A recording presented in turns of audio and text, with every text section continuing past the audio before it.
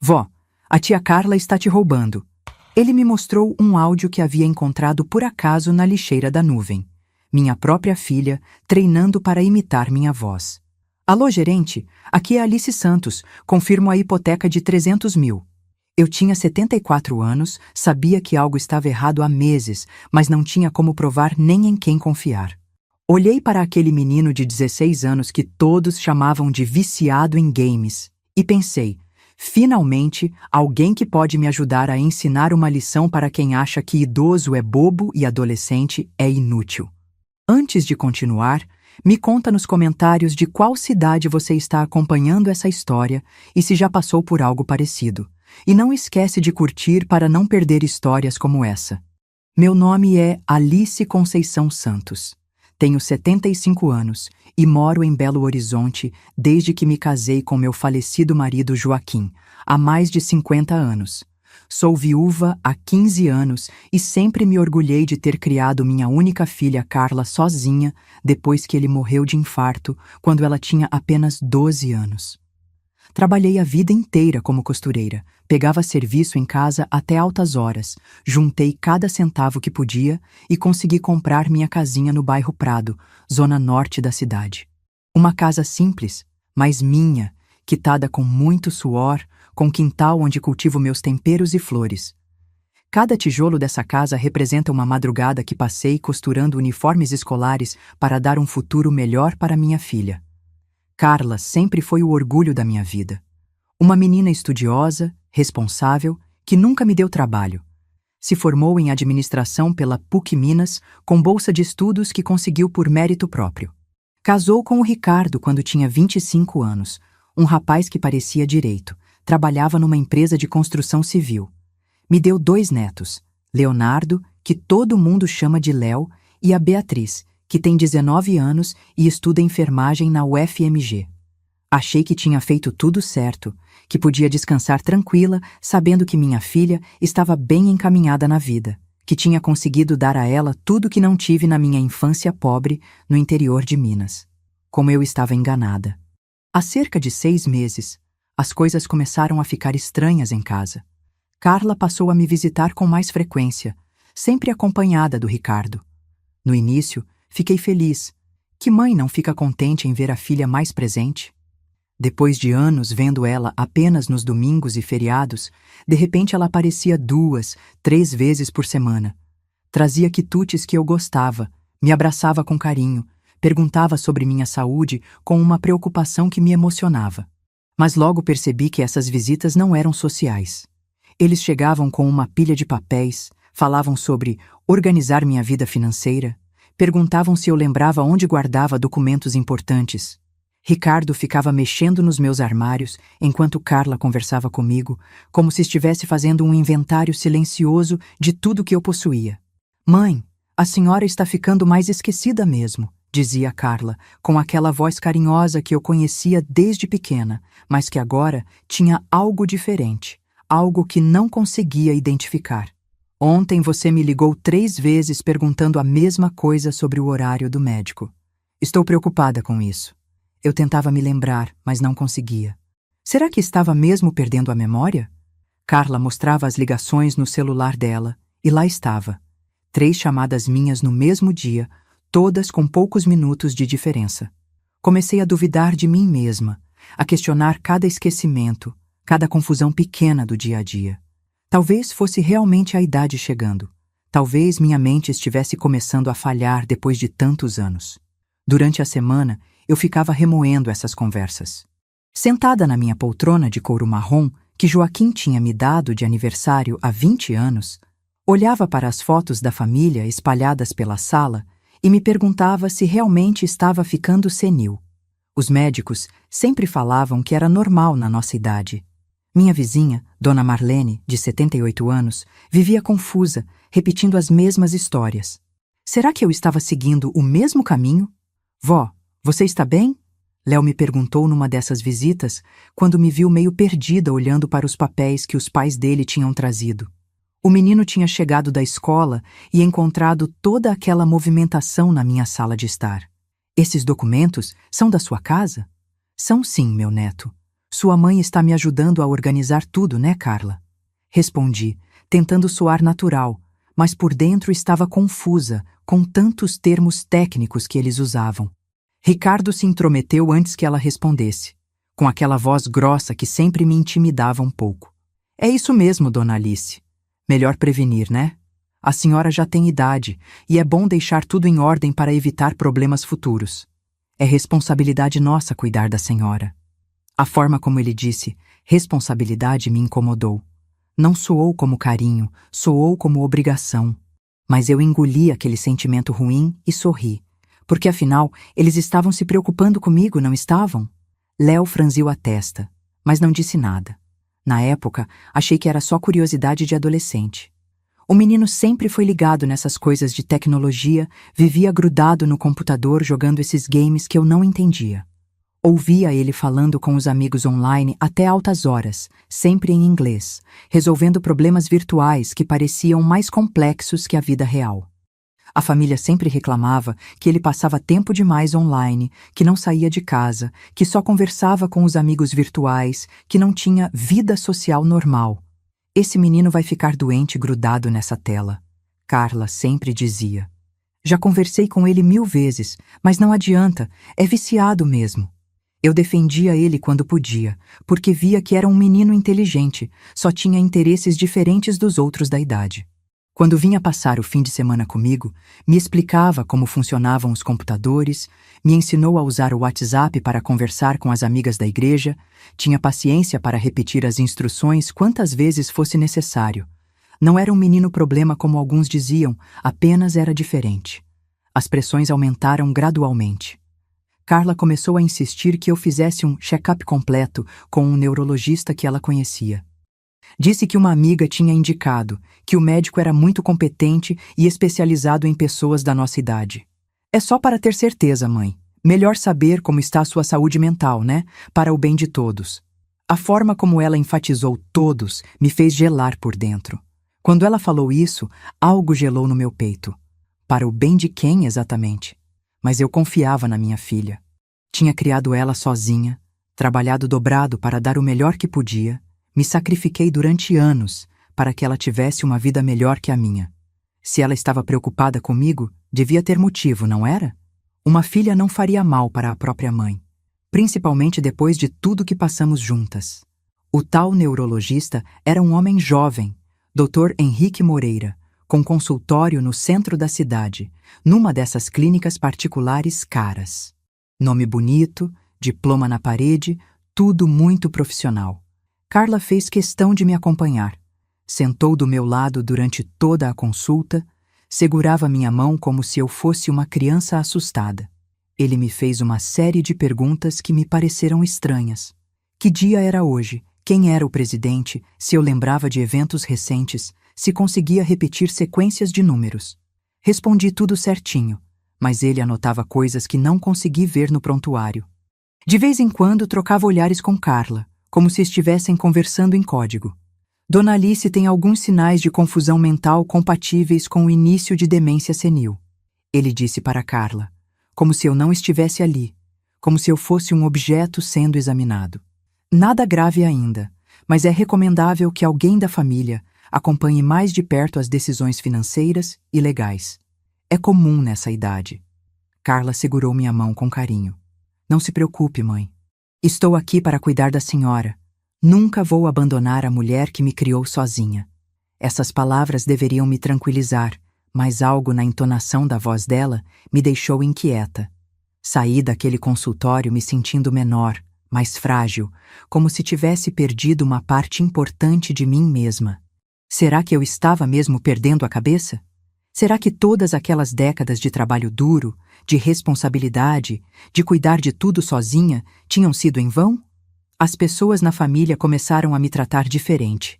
Quando eu esquecia onde tinha colocado os óculos ou perguntava algo 2 vezes, todos trocavam olhares significativos.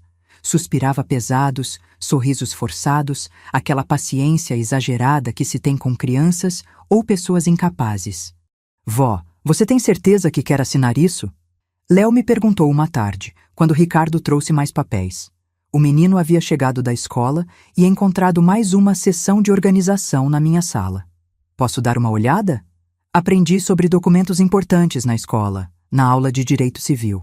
Léo, não se mete nas coisas dos adultos. Ricardo foi ríspido, mais ríspido do que o normal. Sua avó está bem orientada. Não é Dona Alice. Ela sabe o que está fazendo. Carla complementou, com aquela voz doce que agora me soava falsa. Filho, você não entende dessas coisas. São assuntos de família, coisa séria. Fica no seu quarto jogando o que é melhor. Deixa os adultos resolverem os problemas dos adultos. O menino saiu cabisbaixo, e eu me senti culpada por não ter defendido ele.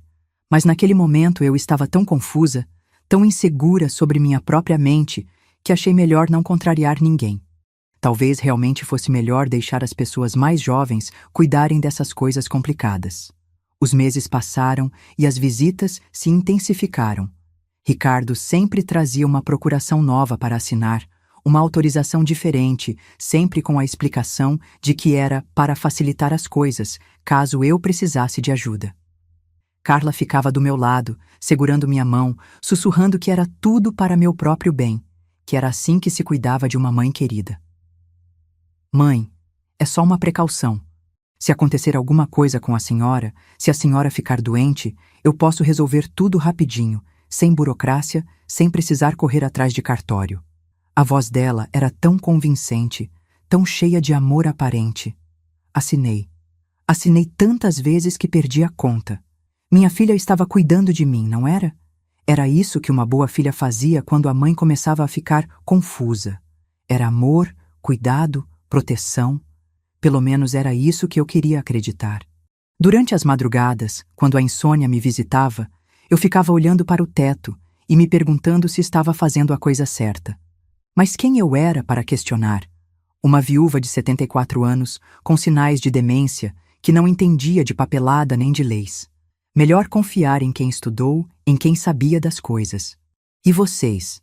O que fariam se a própria família começasse a questionar sua sanidade mental? Como saberiam se realmente estão perdendo a memória ou se estão sendo manipulados? É uma linha tão tênue entre a proteção e o controle, entre o cuidado e a dominação. As coisas mudaram completamente naquele sábado de outubro. Era um dia lindo, de céu azul limpo, e eu estava no quintal cuidando dos meus pés de manjericão quando ouvi Léo descendo as escadas correndo. O menino vinha passando o fim de semana comigo, como fazia de vez em quando. Ele gostava da tranquilidade da casa, dizia que conseguia se concentrar melhor nos estudos, longe do barulho dos pais discutindo. Vó, preciso te mostrar uma coisa urgente. A voz dele estava diferente, alterada. Ele estava com o notebook na mão, ofegante, os olhos arregalados de uma forma que nunca tinha visto. Léo sempre foi um menino calmo, desses que falam baixo e pensam antes de agir, que resolvem os problemas com lógica, em vez de emoção. Ver ele daquele jeito me assustou mais do que qualquer grito. O que houve, meu neto? Aconteceu alguma coisa grave? Vó, senta aqui. Ele puxou uma cadeira ao meu lado com uma seriedade que não combinava com seus 16 anos. Preciso te mostrar uma coisa sobre a tia Carla. Promete que vai me escutar até o final? Meu coração disparou. Que tipo de coisa, Léo? Você confia em mim, vó? Ele me olhou nos olhos com uma intensidade que me lembrou de Joaquim quando tinha algo muito sério para me contar. Confio, meu neto. Sempre confiei. Léo abriu o notebook e mexeu em uns programas que eu não conhecia. Janelas com códigos e arquivos que pareciam coisa de filme. Lembra que você me ensinou a mexer no seu celular para enviar mensagens para as amigas da igreja? E que você me pediu para ajudar a organizar as fotos na nuvem? Sim, lembro. Você é muito bom com essas tecnologias, muito paciente comigo. Então, eu estava deletando umas coisas antigas para liberar espaço na conta, como você pediu. Aí descobri que você e a tia Carla dividem a mesma conta familiar de armazenamento. Ela esqueceu de apagar os arquivos da lixeira. Ele clicou em um arquivo de áudio. Quando o som saiu, meu mundo desabou. Era minha própria voz, mas não era eu falando. Alô, gerente, aqui é Alice Santos. Confirmo a hipoteca de R$300 mil sobre o imóvel da Rua Amazonas, número 245. Pode repetir, Carla. Mais devagar dessa vez, uma voz masculina respondia. Era Ricardo. Alô, gerente, aqui é Alice Santos. Minha filha repetia, ajustando o tom, tentando imitar perfeitamente minha forma de falar, meu sotaque mineiro, até os pequenos tremores da idade. Léo pausou o áudio e me olhou nos olhos. Vó, isso foi gravado na semana passada. A tia Carla estava treinando para imitar sua voz. E esse endereço que ela falou é da nossa casa. Senti o chão se abrir debaixo dos meus pés. 300 mil reais de hipoteca.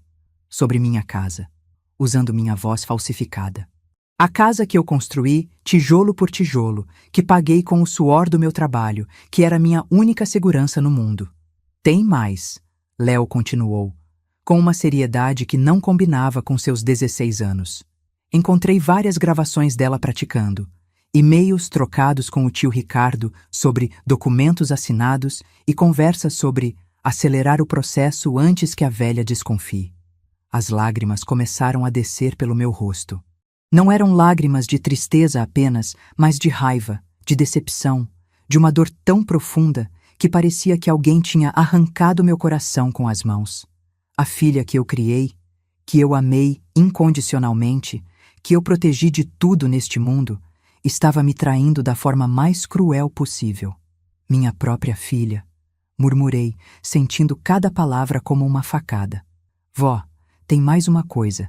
Eles estão planejando te internar numa clínica psiquiátrica usando o laudo daquele médico. Encontrei as mensagens no e-mail da tia Carla.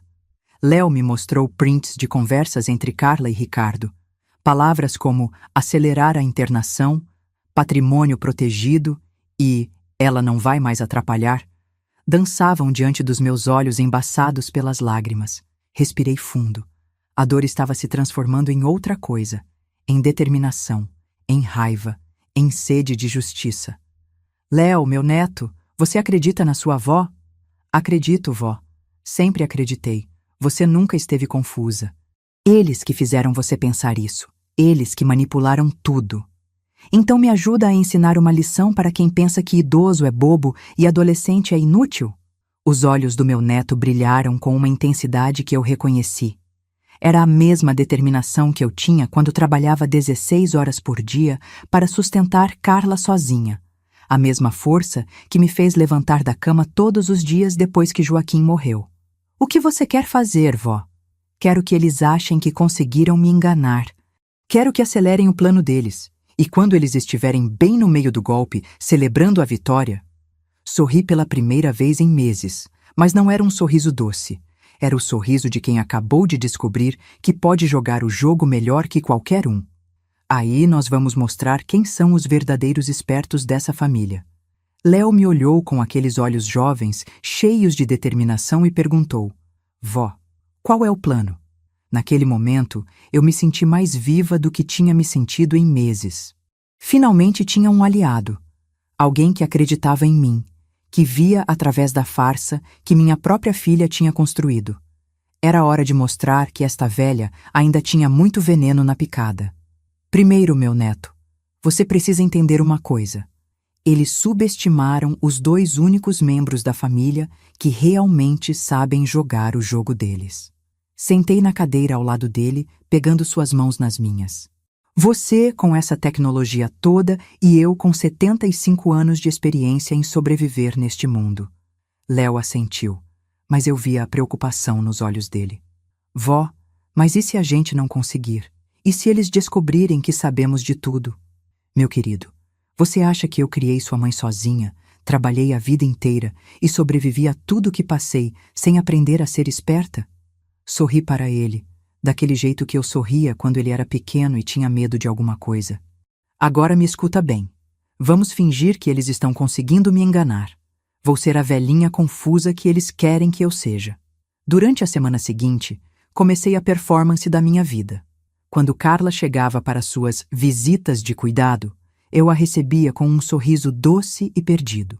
Fazia perguntas repetitivas, esquecia coisas propositalmente, concordava com tudo que ela sugeria. Era uma atuação que doía no meu orgulho, mas cada representação me dava mais força para continuar. Mãe, como a senhora está se sentindo hoje? Carla perguntava, com aquela voz melosa que agora eu sabia ser falsa. Ah, filha, estou meio confusa mesmo. Às vezes não lembro se tomei o remédio, se tranquei a porta.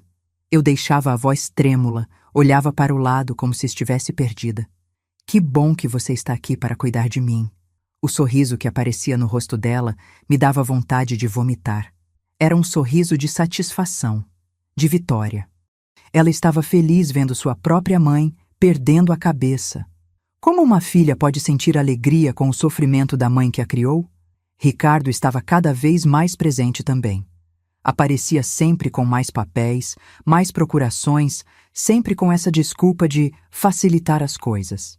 Eu assinava tudo, fingindo não entender direito o que estava fazendo perguntas ingênuas que os deixavam mais confiantes. Dona Alice, este aqui é só para caso a senhora precise de internação hospitalar urgente, Ricardo explicava, mostrando um documento que, pelos meus cálculos, devia ser a autorização para me internar na clínica psiquiátrica. É só uma precaução. Ah, que bom, genro. Vocês cuidam tão bem de mim. Eu assinava com a mão tremendo um pouco, de propósito. Às vezes tenho medo de dar trabalho para vocês.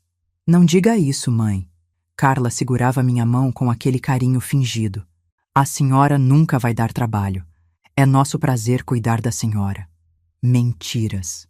Tudo mentiras doces envolvidas em açúcar, mas eu engolia cada uma delas com um sorriso no rosto. Enquanto isso, Léo estava sendo o verdadeiro detetive da operação. O menino tinha habilidades que nem eu imaginava.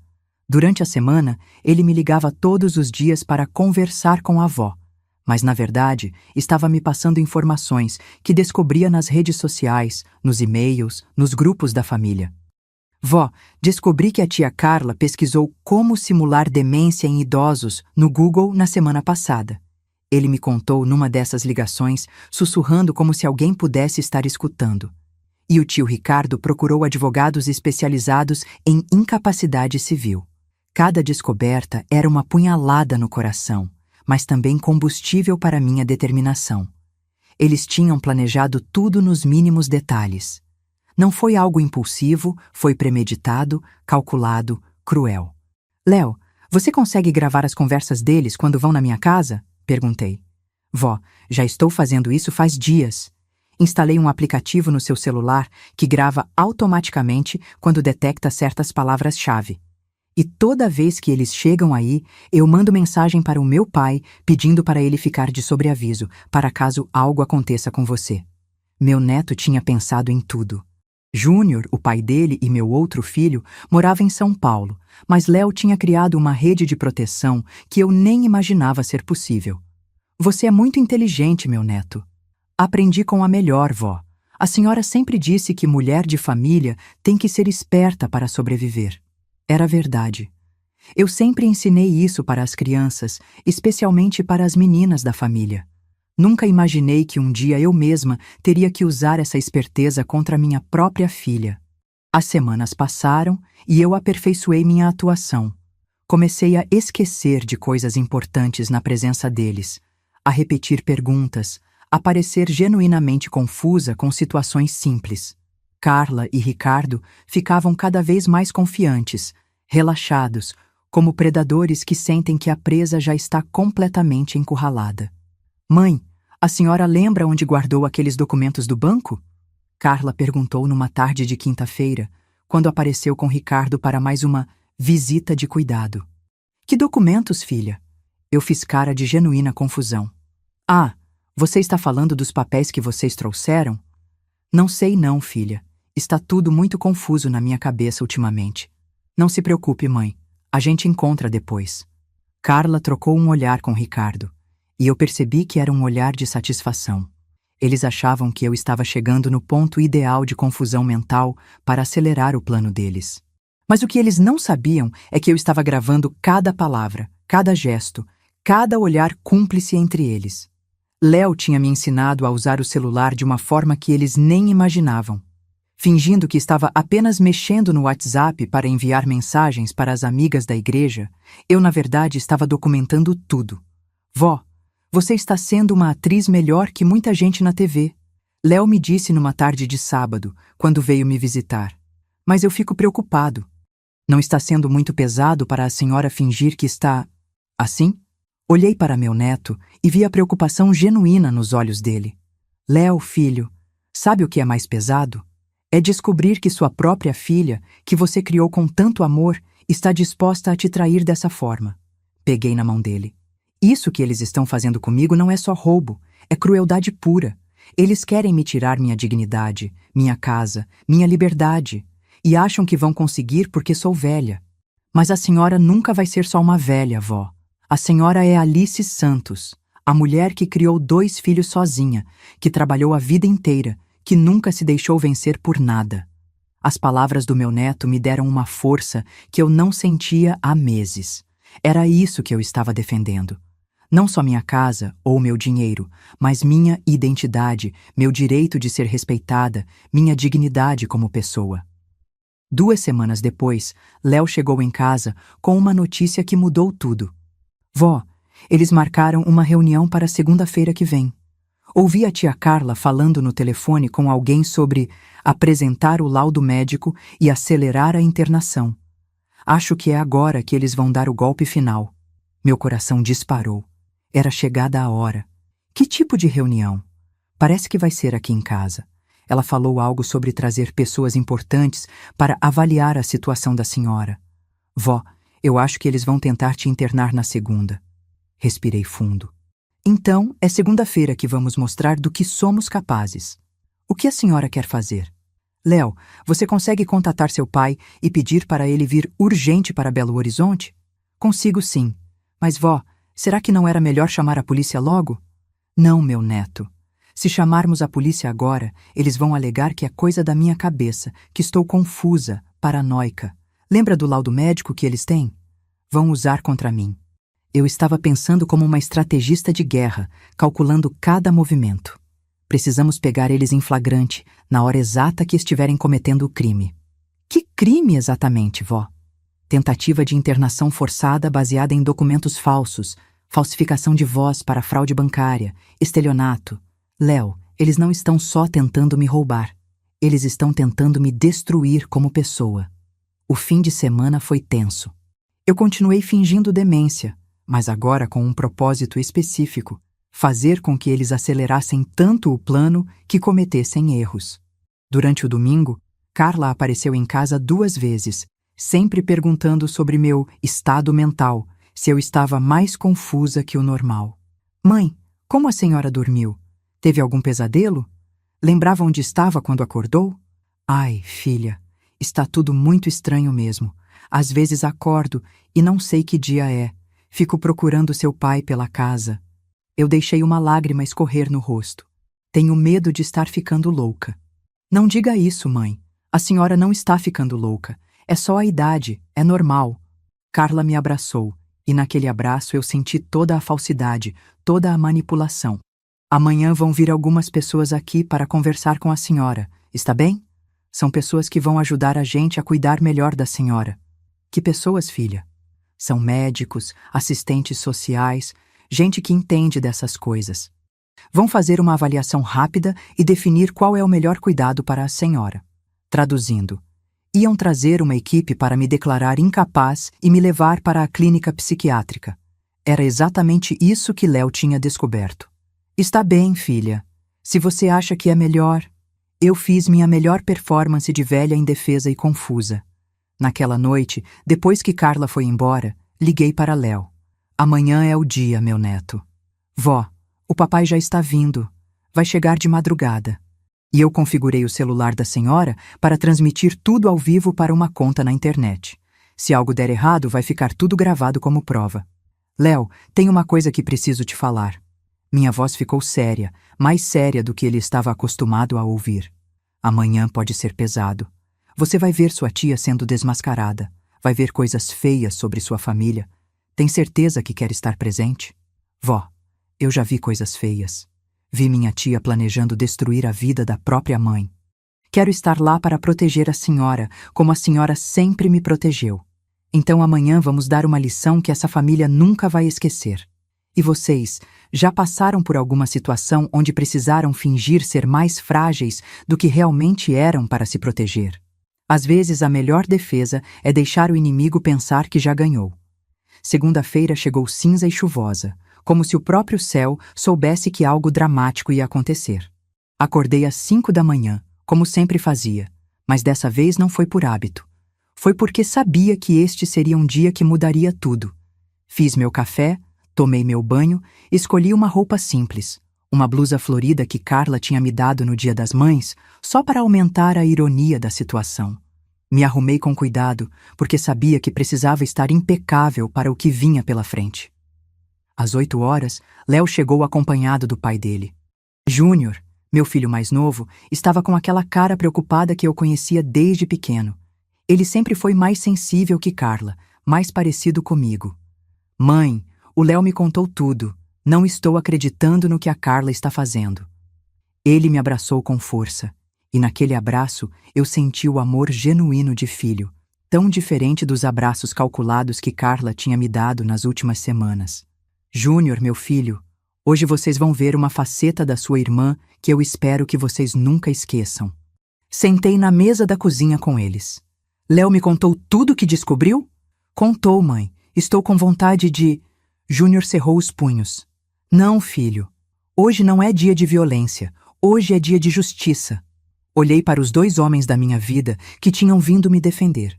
Júnior, você vai ficar escondido no quarto dos fundos, gravando tudo. Léo vai ficar aqui comigo, fingindo que é só uma visita normal.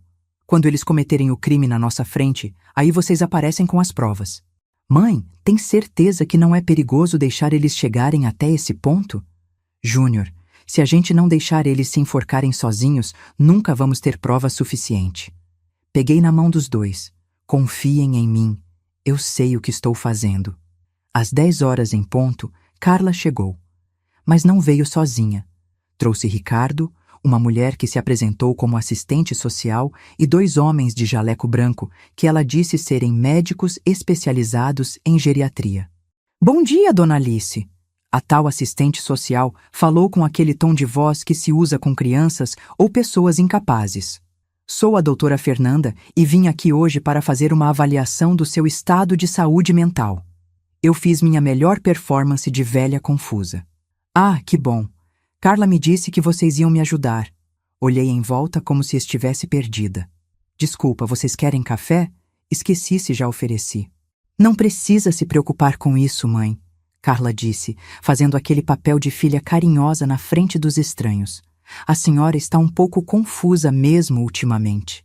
Durante 1 hora, eles me fizeram perguntas, me observaram, anotaram coisas. Eu respondi tudo com a confusão calculada que tinha aperfeiçoado nas últimas semanas. Léo estava sentado no sofá, aparentemente mexendo no celular, mas na verdade gravando cada segundo daquele teatro cruel. Dona Alice, um dos falsos médicos, disse: baseado na nossa avaliação e no laudo do Dr. Henrique Moreira, acreditamos que a senhora precisa de cuidados especializados imediatos. Que tipo de cuidados? Perguntei, fingindo ingenuidade. Internação numa clínica especializada, onde a senhora vai receber o tratamento adequado para sua condição. Mas eu não quero sair de casa. Deixei a voz trêmula, como se fosse realmente uma velha assustada. Mãe, é para o bem da senhora, Carla disse, e eu juro que quase consegui ver cifrões nos olhos dela. Nós já providenciamos tudo. A senhora vai ser muito bem cuidada. E quanto ao patrimônio da dona Alice? A assistente social perguntou. Ela tem condições de gerir seus bens? Não, Ricardo se adiantou a responder. Por isso já providenciamos as procurações necessárias. Eu e Carla vamos cuidar de tudo para ela. Foi nesse momento que percebi. Era agora. Eles tinham acabado de confessar, na frente de testemunhas, que pretendiam me internar e tomar meus bens, usando documentos que eu assinei sob manipulação. Olhei para Léo. Nossos olhos se encontraram e eu fiz um pequeno aceno com a cabeça. Era a hora do contra-ataque. Léo se levantou do sofá com aquela calma que só os jovens da geração dele têm quando estão prestes a usar a tecnologia como arma. Tia Carla, ele disse, e sua voz estava diferente, mais firme, mais madura. Antes de levarem minha avó, tem uma coisa que vocês precisam ver. Carla franziu a testa. Léo, volta para o seu quarto. Os adultos estão conversando. Não, tia, dessa vez quem vai conversar sou eu. Léo abriu o notebook e conectou na televisão da sala. Vocês sabiam que minha avó e a tia dividem a mesma conta de armazenamento na nuvem? O rosto de Carla empalideceu instantaneamente. Ricardo se mexeu inquieto na cadeira. A tal assistente social e os falsos médicos olhavam sem entender o que estava acontecendo. Que besteira é essa, menino? Ricardo tentou soar autoritário, mas eu percebi o nervosismo na voz dele. Besteira não, tio Ricardo. Olha só o que eu encontrei na lixeira digital da tia Carla. Léo clicou em um arquivo, e o áudio que tinha mudado minha vida ecoou pela sala. Alô, gerente. Aqui é Alice Santos.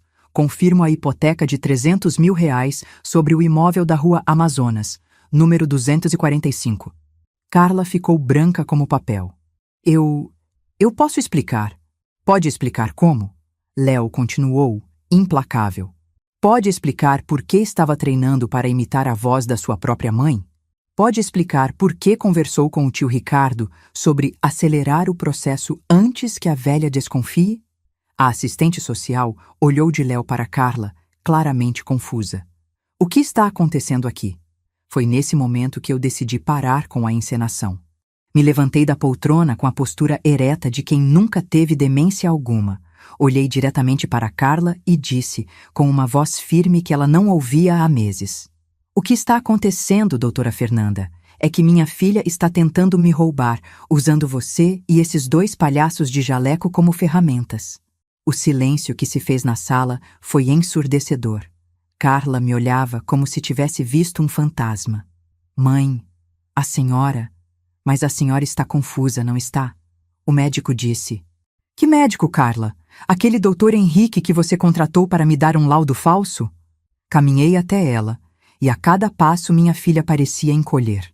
Você achou mesmo que eu não ia perceber que algo estava errado? Vó, Léo disse, mexendo no notebook. Mostra para eles o que mais a gente descobriu. A tela da TV mostrou uma série de e-mails trocados entre Carla e Ricardo. As mensagens eram devastadoras, planos detalhados para me internar, conversas sobre como dividir meu patrimônio, até discussões sobre acelerar a morte natural, caso a internação não funcionasse. A assistente social se levantou, visivelmente indignada. Senhora Carla, isso é uma acusação muito grave. Se esses documentos forem verdadeiros...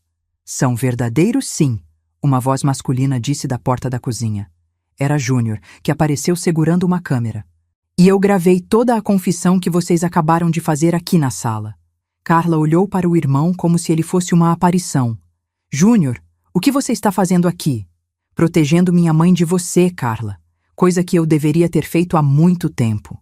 Júnior entrou na sala com uma determinação que eu não via nele desde criança. Vocês acabaram de confessar, na frente de testemunhas, que forjaram documentos médicos e planejavam internar nossa mãe para roubar seus bens. Ricardo tentou se levantar, mas Léo foi mais rápido. Senta aí, tio, tem mais coisa para você ver. O menino abriu outra pasta no computador. Como explicam essas pesquisas no Google? Como simular demência em idosos? Advogados especialistas em incapacidade civil? Clínicas psiquiátricas particulares Belo Horizonte? A cara de desespero de Carla era ao mesmo tempo satisfatória e dolorosa de ver. Era minha filha, afinal de contas. A menina que eu criei sozinha, que eu amei incondicionalmente. Mas era também a mulher que tinha tentado me destruir da forma mais cruel possível. Carla, eu disse, e minha voz saiu mais triste do que zangada. Por quê? Por que você fez isso comigo? Eu dei tudo por você. Trabalhei 16 horas por dia para te dar uma vida melhor. Te amo mais que minha própria vida. Por quê? Ela começou a chorar, mas não eram lágrimas de arrependimento. Eram lágrimas de quem foi pega em flagrante. Mãe, a senhora não entende. A senhora está velha, vai morrer logo mesmo. Essa casa, esse dinheiro, vai ficar abandonado. Eu só estava tentando organizar as coisas. Organizar? Júnior explodiu. Você estava planejando matar nossa mãe. Tem e-mail aqui falando sobre acelerar a morte natural. Não era nada disso. Era só para não deixar ela sofrer tanto com a demência. Que demência, Carla. Minha voz estava ficando cada vez mais alta. Que demência! Eu nunca tive demência. Você inventou isso tudo para me roubar. A assistente social e os 2 homens de jaleco se entreolharam nervosamente. A mulher puxou o celular e disse: Acho melhor chamarmos a polícia. Isso aqui virou caso de polícia. Não! Carla gritou. Não chamem a polícia. Eu posso explicar tudo. Pode explicar como? Léo continuou sua apresentação implacável. Pode explicar por que entrou em contato com outros idosos do bairro usando o mesmo esquema? Encontrei mensagens suas tentando aplicar o mesmo golpe na Dona Marlene, da rua de cima. Meu sangue gelou. Na Dona Marlene? Carla, ela tem 78 anos, é viúva, mora sozinha. Mãe, eu nunca... Isso não é verdade. É verdade sim, tia. Léo virou a tela do notebook para que todos pudessem ver. Tem conversa sua com o tio Ricardo planejando expandir o negócio. Vocês estavam transformando isso numa empresa de estelionato contra idosos. A dimensão do horror estava ficando clara para todos na sala. Não era só contra mim. Era um esquema sistemático para roubar pessoas vulneráveis. Minha própria filha tinha se tornado uma predadora de idosos. Ricardo tentou se justificar. Dona Alice, a senhora não entende. É só negócio. A gente estava tentando ajudar. Ajudar? Júnior se aproximou dele com uma fúria que eu nunca tinha visto no meu filho. Vocês iam internar minha mãe numa clínica psiquiátrica, vender a casa dela, roubar tudo que ela trabalhou a vida inteira para conquistar e ainda chamam isso de ajuda? A assistente social, que claramente não estava envolvida no esquema, pegou o telefone. Vou chamar a polícia agora. Isso é crime grave. Espera, eu disse. Todos olharam para mim. Antes da polícia chegar, quero que minha filha me olhe nos olhos e me diga se ela realmente achou que eu era burra o suficiente para não perceber. Carla me olhou, e por um momento vi a menina que ela foi um dia. Mas foi só um momento. Mãe, eu achei que a senhora não ia descobrir. Achei que estava tudo bem planejado. Estava bem planejado mesmo, Léo disse. Pena que vocês subestimaram a tecnologia. E subestimaram a inteligência da minha avó. Subestimaram principalmente, eu completei, o amor de um neto pela avó. Léo nunca acreditou que eu estava confusa. Mesmo quando todo mundo duvidava, ele ficou do meu lado. A verdade é que naquele momento eu sentia uma mistura de alívio, tristeza e raiva que era quase insuportável. Alívio por ter descoberto a tempo. Tristeza pela traição da própria filha. Raiva pela crueldade do plano. E sabe qual é a parte mais irônica de tudo isso, Carla? Continuei. Vocês usaram exatamente nossos defeitos para tentar nos destruir. Eu era a velha caduca e Léo era o viciado em games. Mas foram exatamente esses defeitos que permitiram derrubar vocês. Léo sorriu pela primeira vez naquele dia tenso. A tia esqueceu que viciado em games significa que eu sei mexer em computador melhor que qualquer um nesta casa. A assistente social desligou o telefone. A polícia está a caminho, mas preciso saber. Os senhores têm todas essas evidências organizadas? Temos, Júnior respondeu. Meu filho criou uma pasta com tudo. Áudios, e-mails, pesquisas no Google, conversas de WhatsApp, até localização GPS, mostrando que Carla esteve no banco na data que tentou usar a voz falsificada. Como vocês conseguiram tanto material? Um dos falsos médicos perguntou, claramente nervoso. Vocês realmente acham que uma mulher que criou 2 filhos sozinha e um adolescente que passa o dia inteiro mexendo no computador não iam saber se organizar? Eu ri, mas era um riso amargo. A diferença é que nós usamos nossa inteligência para proteger família. Vocês usaram para destruir. Carla tentou mais uma vez. Mãe, a gente pode conversar? Em particular, talvez a gente consiga resolver isso sem envolver a polícia. Resolver como, Carla? Me convencendo a aceitar ser roubada pela própria filha? Balancei a cabeça. Não, minha filha, algumas coisas não têm perdão. Mas eu sou sua filha. A senhora me criou. Isso tem que significar alguma coisa. Significa sim. Significa que eu falhei em algum lugar na sua criação. As palavras saíram dolorosas, mas verdadeiras. Porque a filha que eu criei nunca seria capaz de fazer isso com a própria mãe. Ricardo tentou uma última cartada. Dona Alice, vamos ser práticos. A senhora tem 75 anos. Mesmo que a gente seja preso, a senhora vai ficar sozinha, sem ninguém para cuidar dela. Sozinha? Júnior cortou. Ela tem 2 filhos que realmente a amam e um neto que é mais homem aos 16 anos do que você aos 45. E tem uma coisa, Léo adicionou, mexendo mais uma vez no notebook. A gente não ia ficar sem cuidar da avó. A diferença é que nosso cuidado é baseado em amor, não em interesse financeiro. Nesse momento, ouvimos as sirenes da polícia se aproximando. Carla e Ricardo trocaram olhares desesperados. Mãe, por favor, Carla tentou mais uma vez. Fala para eles que foi mal entendido, que a senhora estava confusa mesmo e interpretou tudo errado. Eu olhei para minha filha, aquela que foi meu orgulho durante tantos anos, e senti uma tristeza profunda se instalar no meu peito. Carla, a única coisa confusa aqui é como você achou que conseguiria enganar a mulher que te conhece desde antes de você nascer. E outra coisa, Léo disse, mostrando a tela do celular. Tudo o que aconteceu aqui hoje foi transmitido ao vivo para a internet. Tem mais de 1000 pessoas assistindo agora. O desespero no rosto de Carla foi total.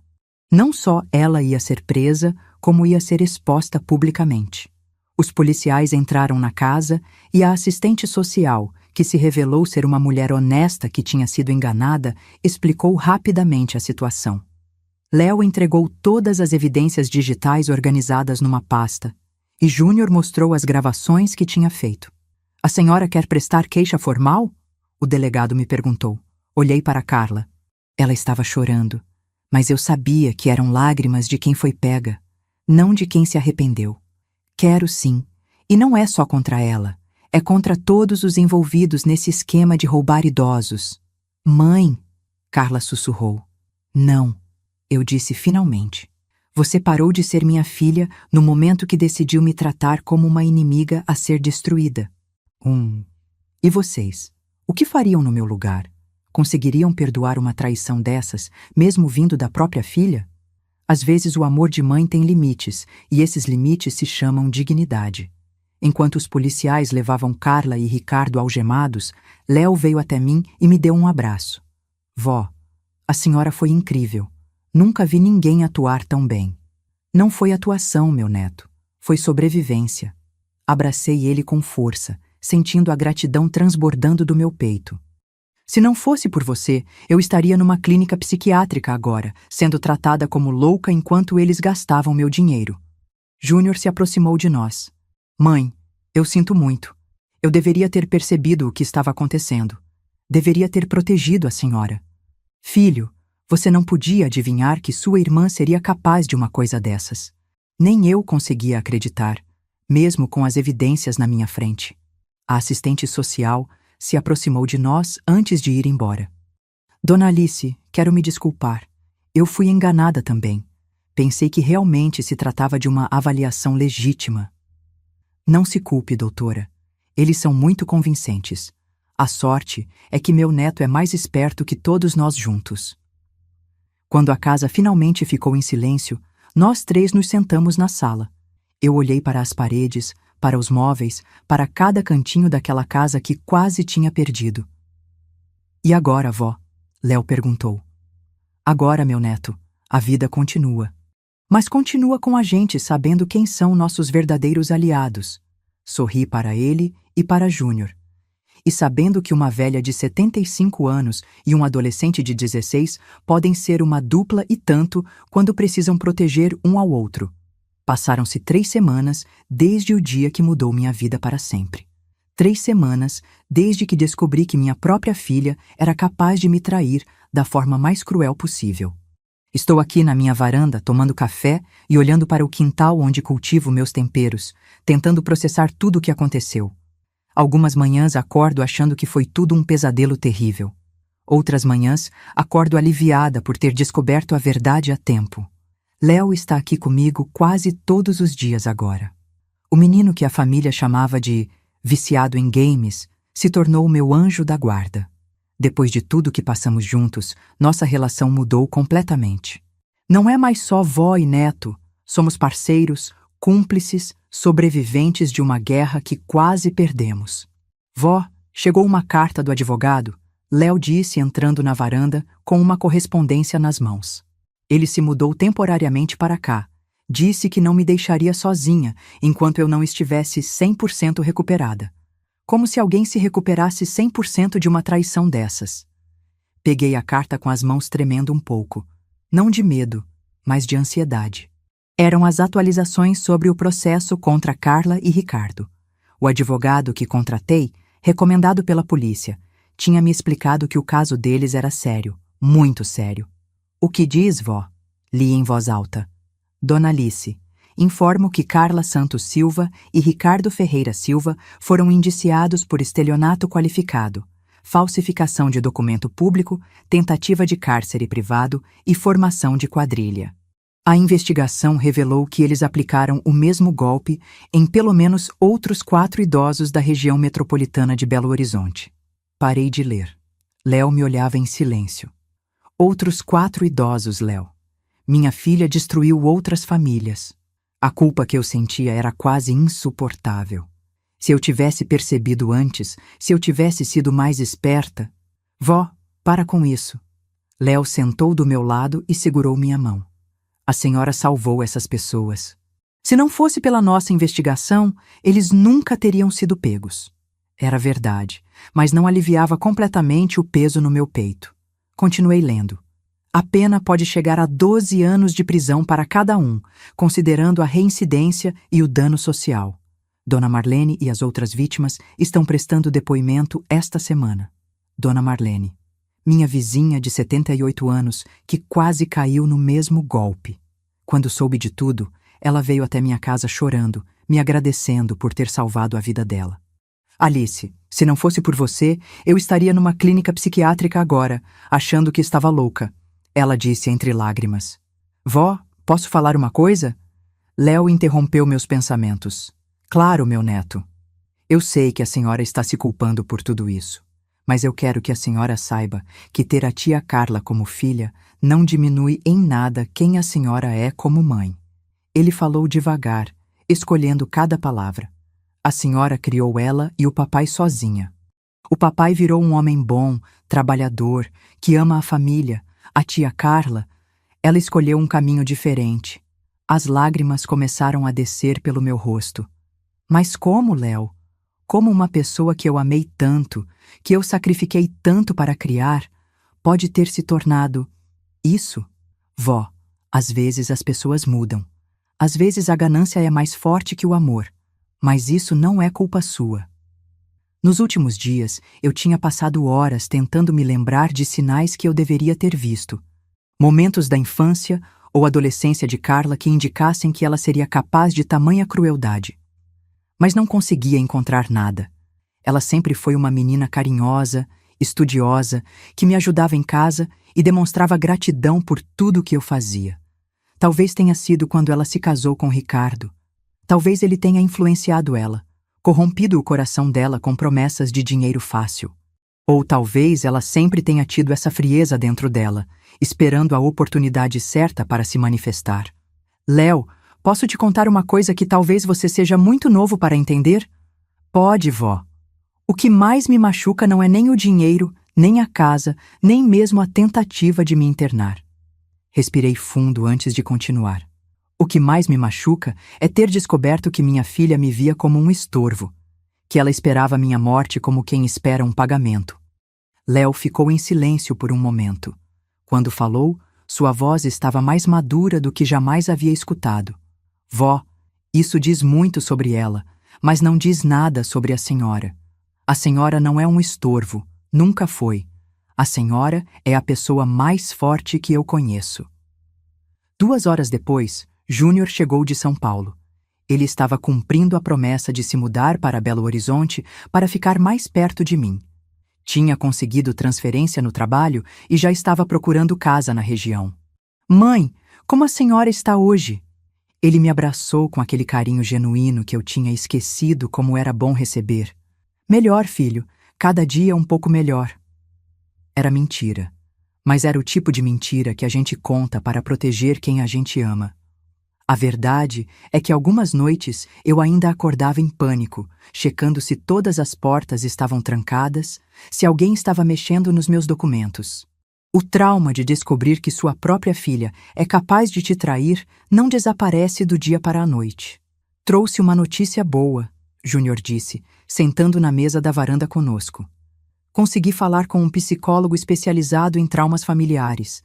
Ele disse que pode vir aqui em casa para algumas sessões para ajudar a senhora a processar tudo isso. Filho, eu não preciso de psicólogo, estou bem. Mãe, com todo respeito, a senhora não está bem. E é normal não estar. Qualquer pessoa que passasse pelo que a senhora passou precisaria de ajuda profissional. Léo apoiou o pai. Vó, a senhora sempre diz que é importante cuidar da saúde. Saúde mental também é saúde. Eles estavam certos, claro. Nas últimas semanas, eu tinha tido pesadelos, ataques de ansiedade, momentos de tristeza profunda que pareciam não ter fim. Era como se tivesse perdido não só uma filha, mas também a confiança na própria capacidade de julgar pessoas. Está bem, mas ele vem aqui em casa. Não quero sair para falar sobre essas coisas. Claro, mãe. O que for melhor para a senhora. Durante o almoço, Léo mostrou algo no celular que me deixou emocionada. Vó, lembra que nossa conversa foi transmitida ao vivo no dia da prisão da tia Carla? Lembro. Então, olha quantas mensagens chegaram de pessoas que passaram por situações parecidas. Ele mostrou a tela do celular com centenas de comentários. Tem gente dizendo que nossa história ajudou elas a denunciar golpes parecidos na família. Li algumas mensagens em voz alta. Obrigada por terem coragem de mostrar que isso acontece. Meu irmão estava fazendo a mesma coisa comigo. Vocês me deram força para procurar ajuda quando minha nora começou a me pressionar para assinar papéis. Alice, você é um exemplo de que idade não significa fragilidade. Vó, a senhora virou meio que uma heroína na internet.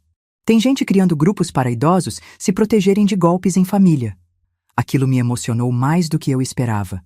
Se nossa dor tinha servido para ajudar outras pessoas, talvez tivesse valido a pena expor nossa intimidade daquele jeito.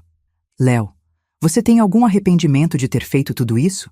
De ter enfrentado sua tia e destruído nossa família? Ele me olhou com seriedade. Vó, nossa família não foi destruída. Nossa família foi purificada. A gente descobriu quem realmente importa. Júnior concordou. Mãe, eu sei que está doendo, mas prefiro ter uma família pequena e verdadeira do que uma família grande e falsa. Naquela tarde, enquanto Léo estava no quarto mexendo no computador e Júnior tinha saído para resolver coisas da mudança, fiquei sozinha na sala olhando para as fotos de família. Tinha uma foto de Carla formando na faculdade, radiante de felicidade, me abraçando com gratidão. Outra foto dela no casamento, me segurando a mão e sussurrando: "Obrigada por tudo, mãe." Como é que alguém pode mudar tanto? Como é que amor se transforma em ganância? Como é que gratidão se transforma em traição? Peguei as fotos de Carla e as guardei numa caixa. Não conseguia jogá-las fora. Ainda era minha filha, afinal de contas.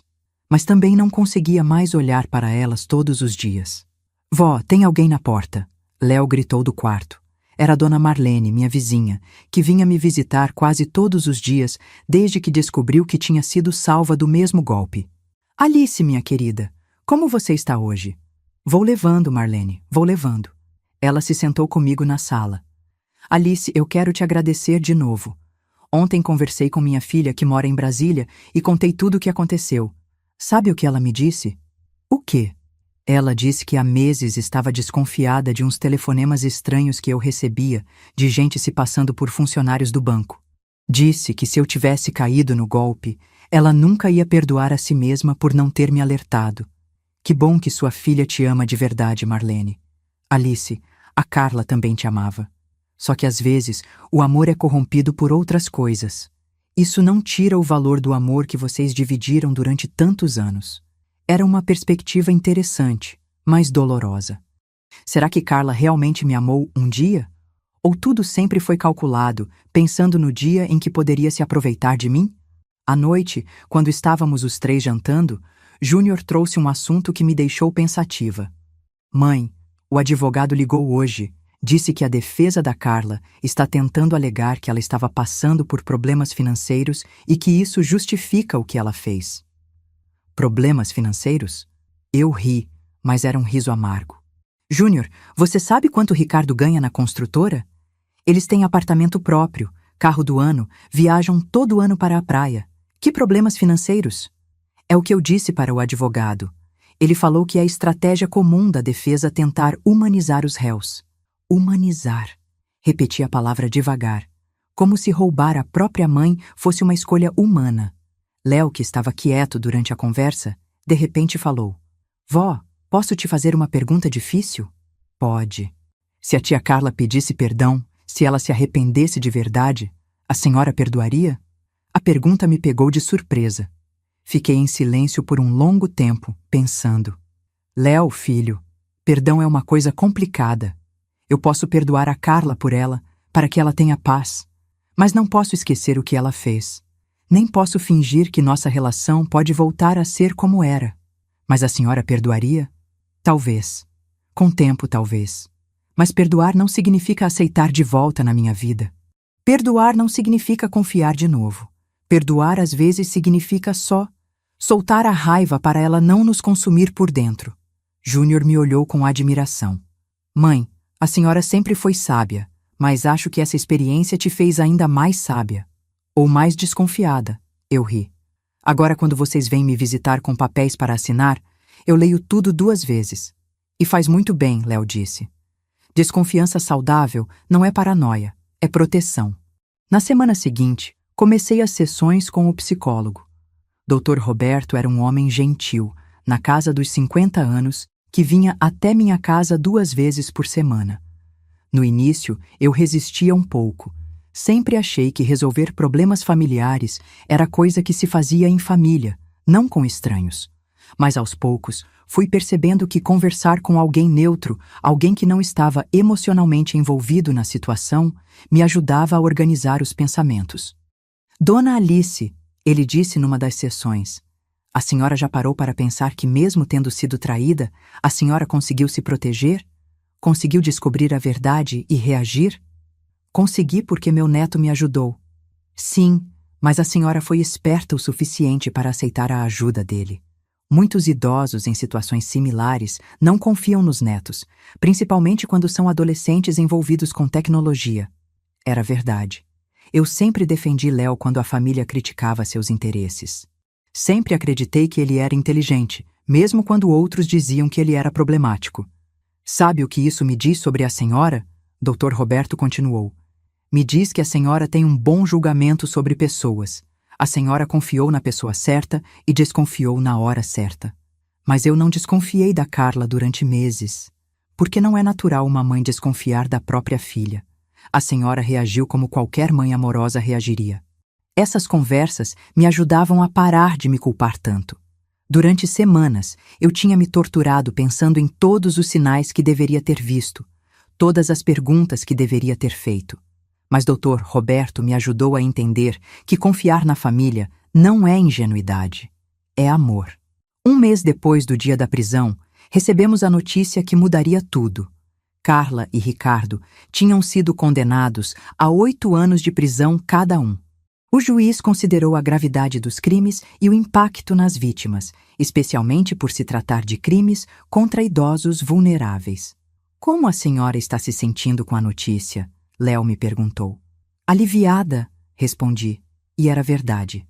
Aliviada porque outras pessoas estão protegidas agora, mas também triste, porque significa que minha filha vai passar os próximos anos numa prisão. Mãe, Júnior disse, isso foi escolha dela. Ninguém obrigou ela a fazer o que fez. Eu sei, filho. Sei que foi escolha dela, mas isso não torna menos doloroso. Naquela noite, sozinha no meu quarto, chorei. Chorei pela filha que eu perdi, pela confiança que foi quebrada, pelo tempo que nunca mais vamos ter juntas. Chorei pela avó que ela nunca mais seria para os filhos dela, pela mãe que eu pensei que ela era, mas que descobri que nunca foi realmente. Mas também chorei de alívio. Alívio por ter descoberto a verdade, por ter sido protegida, por ter pessoas que realmente me amam ao meu lado. 6 meses se passaram desde aquele sábado de outubro que mudou minha vida. Léo está se preparando para o vestibular e quer estudar ciência da computação. Vó, vou me especializar em crimes digitais. Quero ajudar outras pessoas como a gente ajudou uma a outra. Júnior se mudou para uma casa a 3 quarteirões da minha. Não mora comigo, mas está perto o suficiente para aparecer todos os dias e me ajudar no que precisar. Eu voltei a fazer as coisas que gostava: cuidar do jardim, encontrar as amigas da igreja, costurar alguns trabalhos por prazer. Mas também aprendi coisas novas. Aprendi a usar melhor o computador, aprendi sobre segurança digital e até comecei a dar palestras para grupos de idosos sobre como se proteger de golpes familiares. Dona Alice se tornou uma ativista. Léo brinca quando me vê preparando material para mais uma palestra. Virei mesmo, eu rio. Se nossa dor pode evitar que outras pessoas passem pelo mesmo, então valeu a pena. Ainda tenho dias difíceis, dias em que a saudade da filha que eu pensei que tinha é quase insuportável. Dias em que me pergunto se poderia ter feito algo diferente. Mas também tenho dias bons, dias em que celebro a família que realmente tenho, dias em que me orgulho da força que descobri ter. Léo estava certo quando disse que nossa família não foi destruída, foi purificada. Descobrimos que família não é quem compartilha o mesmo sangue, mas quem compartilha o mesmo amor, a mesma lealdade, o mesmo compromisso de proteger uns aos outros. E descobrimos que idade é só um número quando se trata de ter coragem para enfrentar a injustiça. Que adolescente viciado em games pode ser o herói da história. Que uma velha confusa pode ser mais esperta que qualquer golpista. Hoje, olhando para trás, sei que sobrevivi a uma das piores traições que alguém pode sofrer. Sobrevivi e saí mais forte, mais sábia, e com uma família menor, mas infinitamente mais verdadeira. E se há uma lição que quero deixar para quem está ouvindo essa história é esta: nunca subestimem a força de uma avó e seu neto quando eles decidem proteger um ao outro. Porque amor verdadeiro é a arma mais poderosa que existe contra qualquer tipo de maldade. Obrigada por chegar até o fim. Se essa história te tocou de alguma forma, curte e compartilha com alguém que precisa ouvir isso.